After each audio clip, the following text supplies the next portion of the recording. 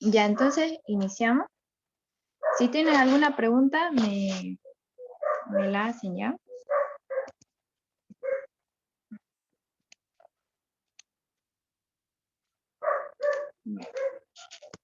Ya. Primero, quiero comenzar con lo que son las variables aleatorias. No sé si han avanzado eso, pero es para entender más que todo de dónde sale la distribución discreta, la distribución continua y para qué sirve o por qué es importante diferenciar el uno del otro. La variable aleatoria es una función que asigna un número real a cada resultado de un experimento aleatorio. A ver, por ejemplo, ustedes habrán notado que no todo espacio muestral asociado a un experimento está constituido por números. Por ejemplo, sus representaciones pueden ser abstractas, eh, como el lanzamiento de una moneda o el lanzamiento de un dado. En el lanzamiento de una moneda no tenemos representación de números, ¿no ves? Puede ser cara o sello, pero no tenemos algo así como uno, dos o que se pueda representar por número. Entonces los elementos, como son abstractos, no podemos aplicar o resolver el cálculo matemático. Entonces para esto es conveniente que nuestro espacio muestral esté representado por números, pero ¿cómo? Entonces aquí es donde se hace o se aplica el concepto de la variable aleatoria, que es, como aquí le puse el concepto, es una función que asocia a cada número real o a cada experimento un número real. Normalmente esta variable aleatoria se representa con letras mayúsculas y los elementos o los valores que puede tomar se representan con letras minúsculas. Por ejemplo, como les decía, esta variable lo que hace es asociar a cada experimento que no tiene una representación numérica, un número del número real, o sea, un número 1, 2, 3, cualquier número. En el ejemplo le ponía de la cara y el sello, ¿no ves? A estos números, lo que hace la variable aleatoria es aplicarles o darles un valor que nosotros podamos entender y así aplicar las funciones o al ejercicio que vamos a resolver. Por ejemplo, aquí le aplica el 0 y el 1. Si es cara, es 1 y si es sello, es 0. Entonces ya podemos resolver de manera matemática. Dentro de esta variable aleatoria o de las distribuciones, hay dos grandes ramas. La primera es la distribución discreta y la segunda la distribución continua. Pero ¿cuál es la diferencia entre estas dos? ¿Qué significa que sea discreta? Bueno, cuando una distribución es discreta, significa que va a tomar valores de un conjunto numerable infinito, es decir, que tiene principio y tiene fin. Dentro de esas distribuciones, las más importantes, hay más distribuciones, pero estas son las más importantes. Está la distribución binomial, la distribución hipergeométrica y la distribución de Poisson. Por el otro lado, la distribución continua es su caso alterno de la distribución discreta. ¿Por qué? Porque en estas distribuciones no se representan con números, o sea, sí se representa con números, pero son infinitos sus valores, no está determinado por 1, 2, 3, sino que los valores que puede tomar son infinitos. Dentro de estas distribuciones está la distribución exponencial, la distribución uniforme y la distribución normal. De estas tres, la que más van a utilizar es la distribución normal, pero eso lo vamos a ver más adelante. Ahora solo nos vamos a enfocar en la distribución binomial, la distribución hipergeométrica y la distribución de Poisson. ¿Ya? Aquí les puse un concepto que dice una variable aleatoria es discreta si el conjunto de sus valores es finito o infinito, pero que se puede contar. Esa es la diferencia entre una discreta y una continua. La discreta sí se puede contar, sí se puede numerar, pero la continua no, y por eso se representa más que todo la continua por gráfica, por esa gráfica de una campanita, ¿no? Que se dice la campana de Gauss. a través de eso se representa la continua. En cambio, la discreta no es necesario representarlo con gráfica, ya que esos números son contables, podemos contarlos de manera rápida. Las variables aleatorias discretas generalmente se usan cuando se desea describir el número de veces que ha ocurrido un suceso. En cambio, la variable aleatoria es continua si se puede tomar cualquier valor de un intervalo. Para ponerles un ejemplo, por ejemplo, vamos a suponer que nuestra variable aleatoria nos dice que tenemos un grupo de personas que van a viajar en un autobús. Dentro de este autobús entran, vamos a poner que entran 50 personas, ¿ya? Entonces nuestros valores van a estar de 0 a 50 personas. Ahí ya les puse con las personitas. Entonces, ¿cuáles son los valores que puede tomar nuestra variable aleatoria? Pues los valores que vayan de 0, es decir, que no vaya ninguna persona, hasta el máximo de personas que puedan viajar en este autobús van a ser 0, 1, 2, 3, 4, 5, hasta 50, ¿no ves? Que va a ser el máximo de personas que pueden entrar en este autobús. Pero si nosotros decimos, va a entrar 40,59 personas, ¿tiene sentido que nosotros digamos que vaya 40,59 personas, o sea, o 40 y un cuarto de persona? No, no ve, porque una persona no se puede partir por la mitad. Entonces, a eso hace referencia la variable aleatoria discreta, que los valores pueden ser enteros, innumerables, pero no pueden tomar valores que estén de un número real, de un número entero a otro número entero. Por ejemplo, del 0 al 1 hay un infinito valor de números. Espera un ratingo ya.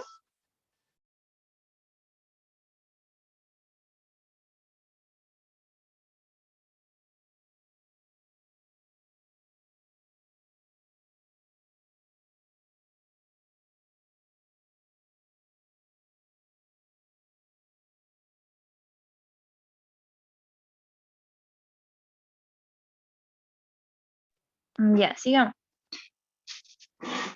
Entonces toma valores discretos, los valores intermedios no pueden ser para la distribución discreta. O sea, va a tomar 1, 2, 3, 4 hasta 50, pero no los valores que están en medio, ¿no? De 2 a 3 no vamos a poder tomar 2,5 o 3,5474. No podemos tomar valores decimales dentro de la variable aleatoria discreta. En cambio, en la variable aleatoria continua significa todo lo contrario que discreta, es decir, toma valores de un conjunto finito o infinito, pero que no sea numerable. En cambio, la discreta sí son numerables, eso tienen que tomarlo muy en cuenta. Y, por ejemplo, otra vez les pongo el ejemplo de las personas, pero esta vez vamos a tomar en cuenta solo el peso de estas personas. Puede ser que una persona pese 60 kilos, ¿no? Como puede ser que otra pese 98,56 gramos y otra pese 70,10 gramos. ¿Está bien decir que una persona pese 98,56 gramos? Sí, ¿no ve? Porque puede ser que sea así, que esté pesando 98,56 gramos. Es decir, vamos a tomar los valores, tanto los enteros como los decimales, dentro de la variable continua. Y mayormente esto se representa por una recta numérica, donde del 1 al 2 podemos tomar todos los valores que hay aquí adentro. Ya, esa sería la explicación básica de lo que es la diferencia entre una variable discreta y una continua. Ahora solo vamos a ver la distribución binomial, la hipergeométrica y la distribución de Poisson. Esas tres.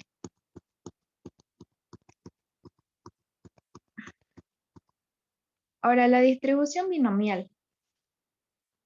Esta distribución binomial tiene ciertas características que nos van a ayudar a diferenciarlas de las otras distribuciones.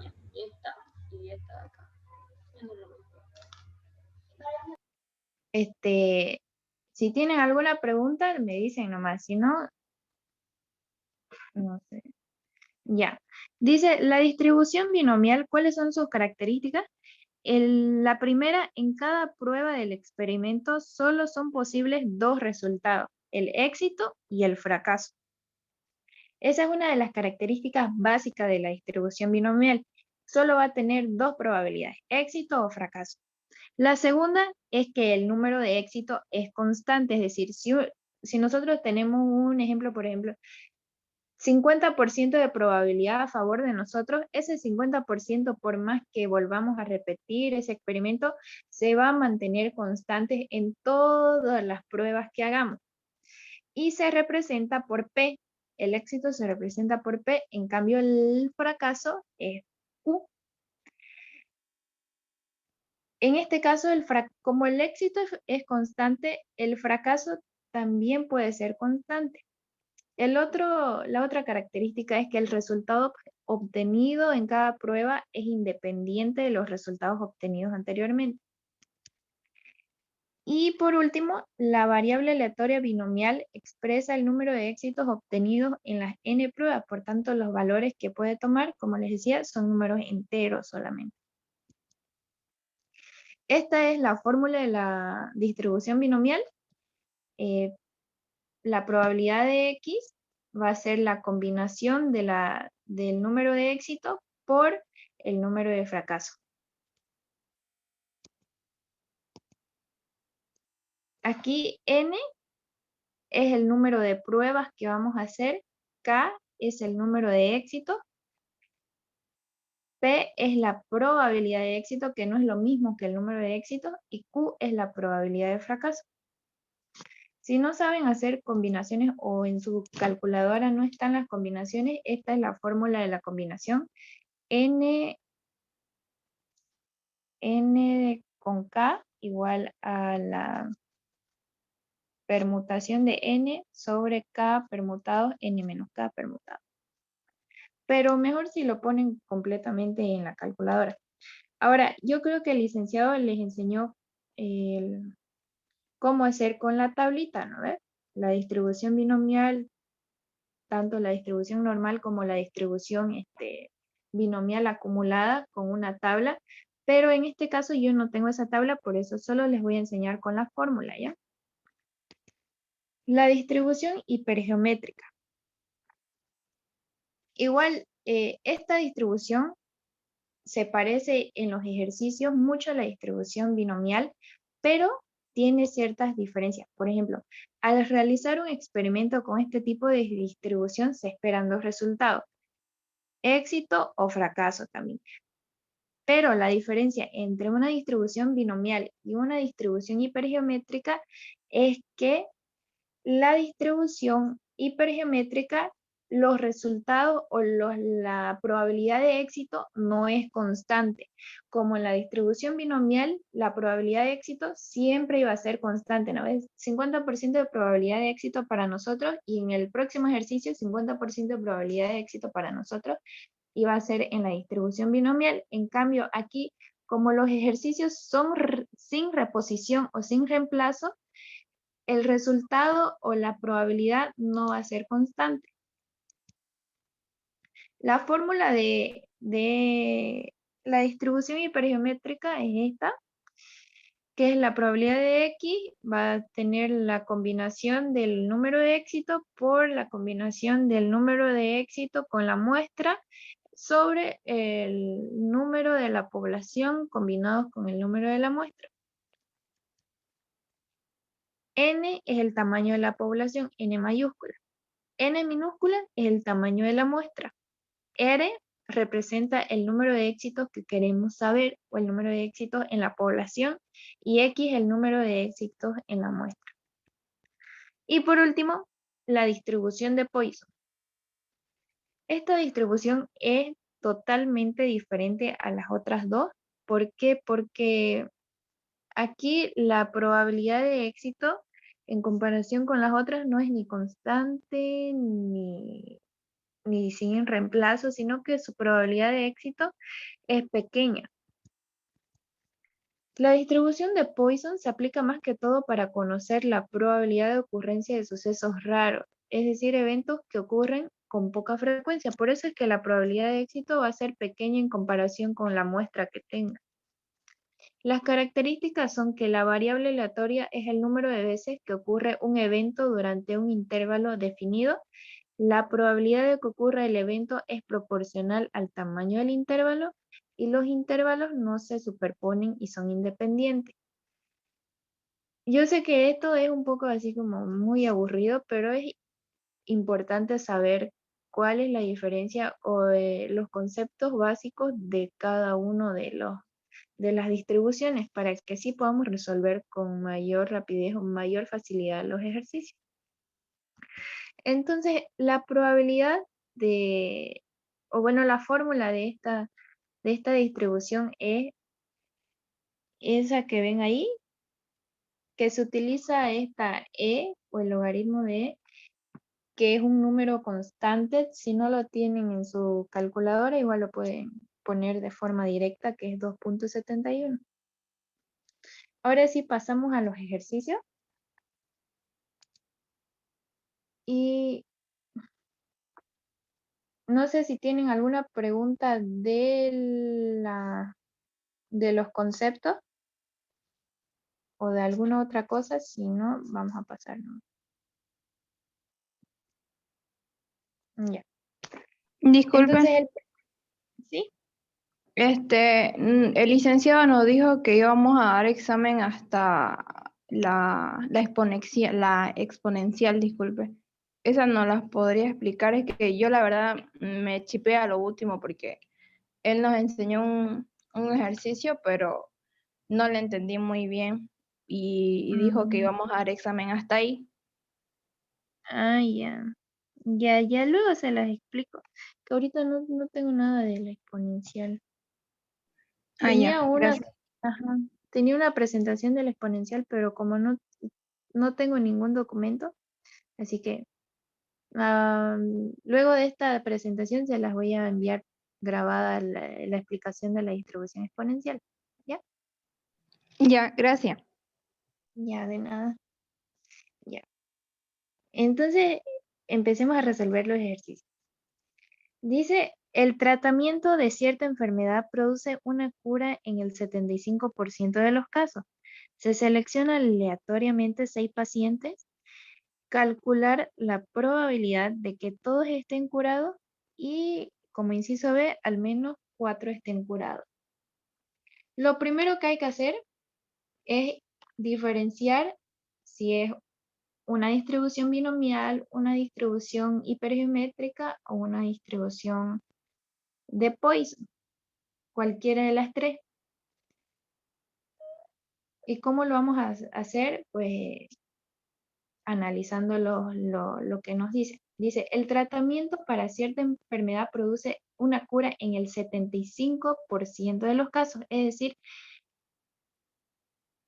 de un grupo de 1000 personas, 75% va a curarse. De un grupo de 100 personas, el 75% va a curarse. Es decir, su probabilidad de éxito es constante. Entonces, ¿qué tipo de distribución es?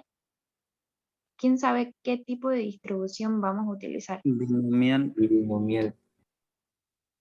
Bien, entonces va a ser la binomial, ¿no? ¿Por qué? Porque cuando nos dice, mayormente nos da, si 75% nos da un porcentaje ya definido para todos los ejercicios, para todo el caso, sabemos que es binomial. Otra forma de identificar, en algunos ejercicios nos dicen con reemplazo o sin reemplazo, con reposición, sin reposición. Cuando es sin reposición es hipergeométrica. Cuando es con reposición es binomial. En este caso no nos dice eso, pero nos da un porcentaje de éxito constante para todo el ejercicio. Entonces es binomial. Ahora sí, los datos. Sabemos que la probabilidad de éxito es 75%. La probabilidad de X o los que vamos a seleccionar son 6, ¿no? El 0,75 es la probabilidad de éxito y n, ¿cuánto sería para el inciso A? de que todos estén curados, es decir, 6, ¿no ves? De los 6 que vamos a seleccionar, la probabilidad de que todos estén curados, tenemos que saber de los 6. Aplicando la fórmula, tendríamos esto. La probabilidad de X, 6 igual a 6 combinados de a 6 por 0,75, que es la probabilidad de éxito, elevado a 6. Tomen en cuenta que este 6 tiene que ser igual a esto. Y 0,25, que es la probabilidad de fracaso. ¿De dónde lo sacamos ese 0,25? Restando, ¿no? Es 0,75 o 1 menos 0,75 igual a 0,25. Elevado a 0. ¿Por qué a 0? Porque 6 menos 6 es 0, ¿no ves? Y esto, 6 más 0, tiene que dar igual a 6. Nos da igual a 0,1779 o 17,79%. Para el inciso B dice, al menos 4 estén curados. Es decir, es una distribución binomial, pero acumulada. ¿Cómo se hace eso? Dice, al menos 4 estén curados. Es decir, la probabilidad de 4 más la probabilidad de 5 más la probabilidad de 6. Tenemos que hacer este mismo procedimiento, pero tanto para 4, para 5, y como ya tenemos 6, no hay necesidad de hacerlo, pero lo vamos a hacer. Para sacar la probabilidad de 4, ponemos 6, que es el número total de los seleccionados combinados de a 4, que es lo que queremos saber por el momento, ¿no? Es 4.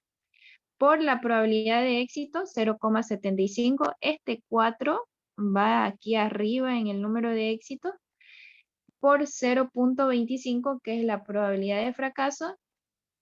Y este 2 sale de la resta entre 6 menos 4, 2. Hacemos lo mismo para la probabilidad de 5. 6 combinado de 5 por 0,75 elevado al número que queremos saber, que es 5, por 0,25 elevado a 1. 5 más 1 tiene que dar igual a 6. Y este es del 6, me olvidé de cambiar acá. 6 combinados a 6 por 0,75 elevado a 6 por 0,25 elevado a 0, que es lo que hicimos acá, ¿no ves? Todos estos, los resultados de cada uno de estos, tenemos que sumarlo para saber la probabilidad acumulada de los que al menos 4 estén curados. Cuando le digan al menos o por lo menos, ya saben que es una probabilidad binomial acumulada. Entonces tienen que sumar todas las probabilidades que les vayan a decir. Si nos dijeran al menos 5 estén curados, sería probabilidad de 5 más la probabilidad de 6, ¿no ves? Si nos dijeran al menos 2 estén curados, serían desde el 2 hasta el 6. Pero en este caso nos dijo al menos 4 estén curados. Entonces el 4, 5 y 6.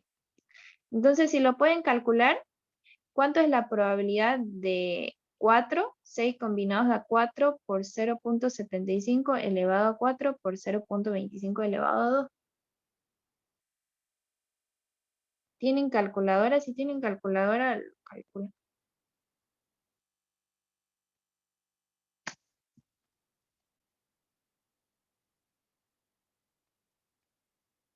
La mayoría de las calculadoras tienen esta C, pero tienen que configurarlo. Si no entienden, me avisan, ¿ya? ¿Alguien lo calculó?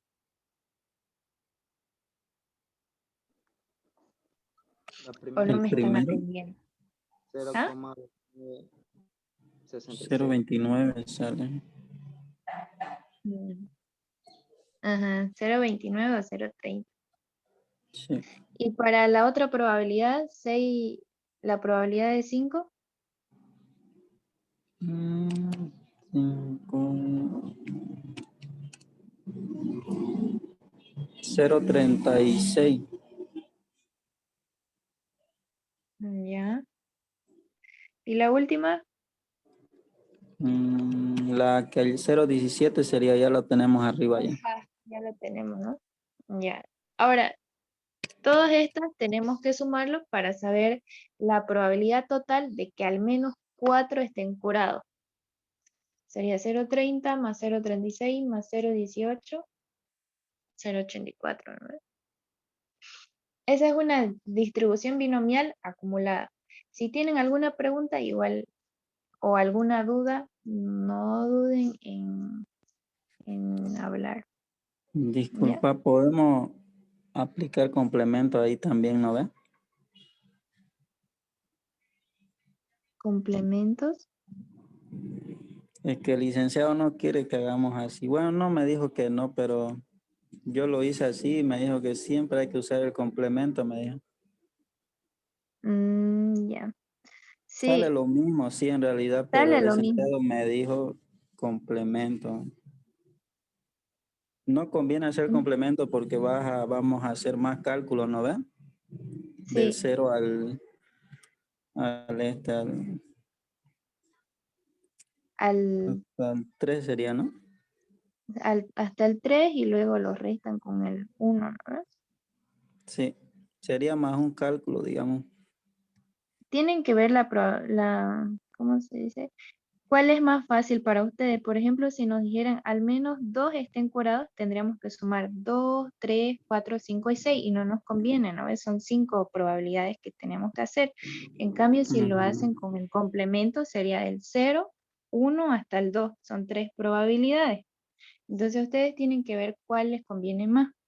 Si hacer con el complemento, se les va a salir más fácil, lo hacen con eso. Si es que es más fácil hacerlo así directamente, lo hacen así. En este caso, como está más cerca el 4 del 6, lo hicimos así directamente. Pero si fuera, digamos, al menos uno esté curado, tendríamos que sumar 1, 2, 3, 4, 5 y 6 y no nos conviene, entonces lo haríamos con el complemento y sería 0, la probabilidad de 0 más la probabilidad de 1 restado con el menos 1 y ya nos saldría el mismo resultado. Ahora, este es otra probabilidad. Dice, de una urna que contiene 5 pelotitas negras y 2 blancas, se extraen 3 pelotitas sin reposición. Hallar la probabilidad de extraer 2 pelotitas negras. Entonces, como nos dice sin reposición, ¿qué tipo de distribución es? ¿Alguien sabe qué tipo de distribución? Hipergeométrica. Bien, sí, es hipergeométrica. Entonces, como sabemos que ella es hipergeométrica, aplicamos la fórmula. Dentro de la fórmula nos pide cuánto es el número total de nuestra población. Entonces, ¿cuánto sería? De una urna de 5 pelotitas, dice, ¿no? Entonces sería 5 el número total de nuestra población. Ay, perdón, 5 pelotitas negras y 2 pelotitas blancas. Entonces sumamos 5 más 2, son 7. Luego nos dice que hallar la probabilidad de extraer 2 pelotitas negras. Entonces, 3 es la probabilidad de que vamos a extraer estas 3 pelotitas sin reposición. N es la probabilidad de lo que queremos saber, es decir, como queremos saber solo 2 pelotitas negras, tomamos en cuenta solo las 5 que son negritas. Y X son las 2 pelotitas que queremos saber.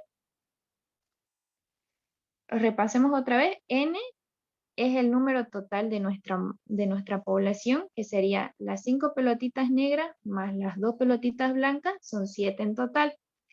R son la cantidad de extracciones que vamos a hacer, que son en total 3. Y de estas 3 queremos saber la probabilidad de solo tener 2 negras dentro de estas 3, es decir, vamos a tener 2 negritas y una blanca.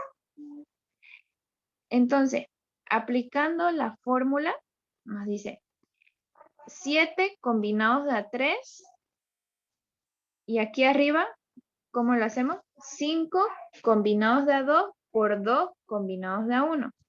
tienen que tomar en cuenta que este 5 más este 2 tiene que dar como resultado total nuestra población, que sería 7 en total. Y este 2, que es lo que queremos saber, las dos pelotitas negras de las 5 que tenemos en total, tiene que sumar como resultado 2 más 1, este 3 de aquí abajo. Entonces, leyendo la fórmula, de las 5 pelotitas en total que hay negras, queremos saber la probabilidad de extraer 2 por el complemento o el resto de las 2 pelotitas blancas, vamos a sacar una pelotita. Y aquí abajo se pone el total de nuestra combinación, 7 pelotitas, que es el número total de la población, por las 3 que vamos a sacar. Entonces, ¿cuál sería el resultado? ¿Quién lo puede calcular, por favor?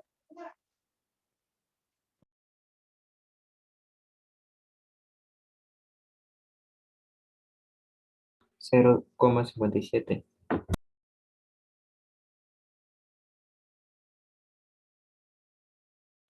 Sí, ese es el resultado, solo que no lo puse. ¿Hasta aquí tienen alguna pregunta? Creo que ya se va a acabar la clase. Si se acaba, nos volvemos a conectar, ¿ya? ¿Les gustaría pasar otra clase? Por ejemplo, si tienen ¿cuál es el tema que más es difícil para usted? ¿Probabilidades, las distribuciones o la Teoría de distribución conjunto. exponencial? ¿Entra teoría de conjunto al examen? Disculpe.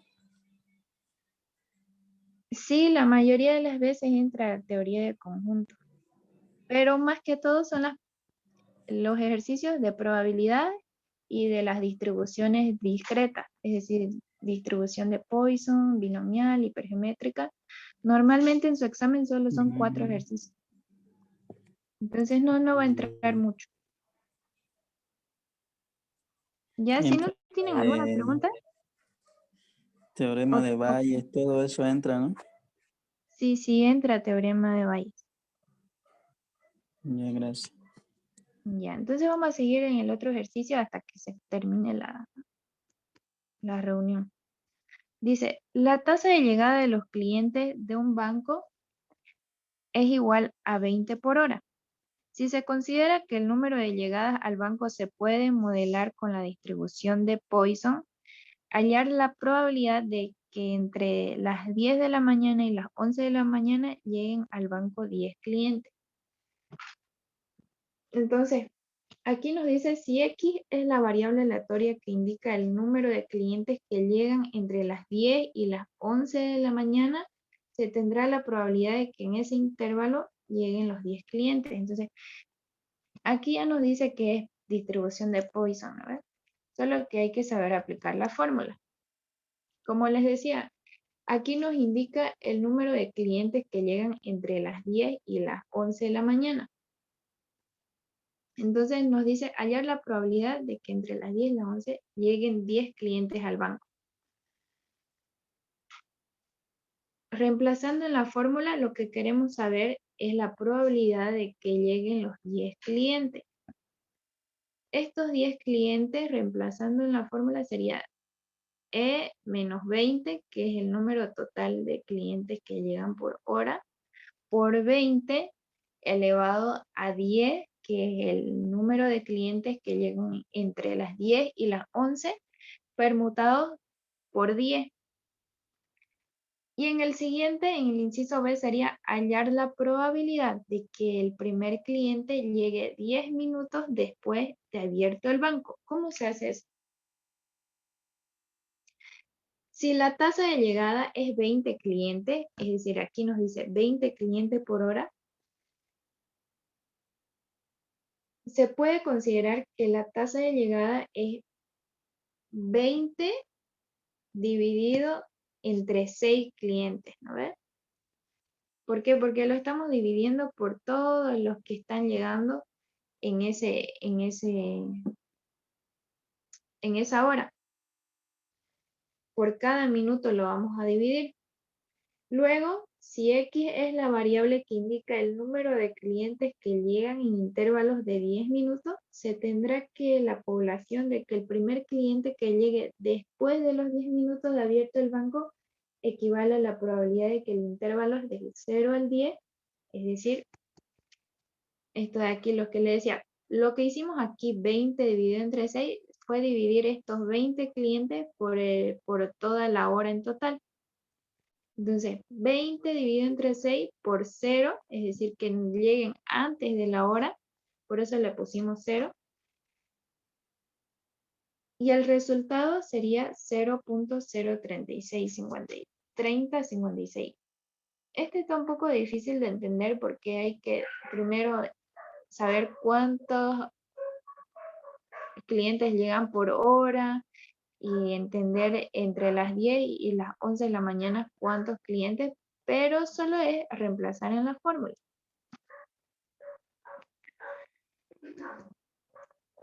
Este está más fácil. Dice, en un campeonato de fútbol participan 20 equipos que serán repartidos en 2 ligas. Esta ya se la hice en el video que se los grabé, pero lo vamos a volver a repasar.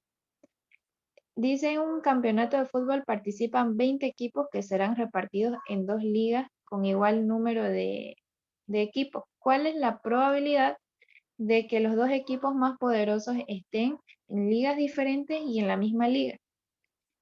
Aquí ya está la fórmula que vamos a utilizar y esta fórmula es de la distribución hipergeométrica, ¿no? Para el inciso A dice en ligas diferentes. Quiere decir que estos 2 equipos vayan a estar separados. Uno, el más poderoso en una liga y el otro en otra liga. Es decir, de estos 20 lo vamos a repartir en 2 con igual número, es decir, 10 y 10. 20, el número total que queremos saber son 2. El número de R o de los equipos que van a ser repartidos con igual número es 10. Y para el inciso A, lo que queremos saber es que los 2 equipos estén en ligas diferentes, es decir, uno